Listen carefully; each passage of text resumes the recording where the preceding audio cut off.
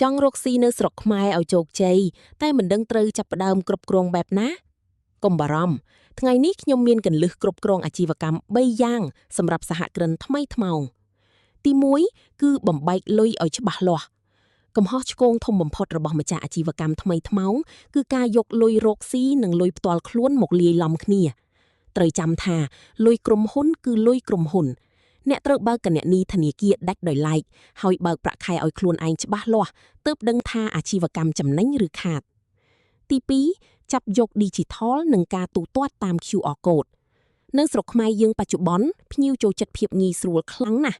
ដូច្នេះអាជីវកម្មរបស់អ្នកត្រូវតែមានប្រព័ន្ធ Scan KHQR ឲ្យបានគ្រប់ធនាគារនិងត្រូវប្រើប្រាស់បណ្ដាញសង្គមដូចជា Page Facebook, Telegram ឬ TikTok ដើម្បីផ្សព្វផ្សាយនិងទំនាក់ទំនងជាមួយភ្ញៀវ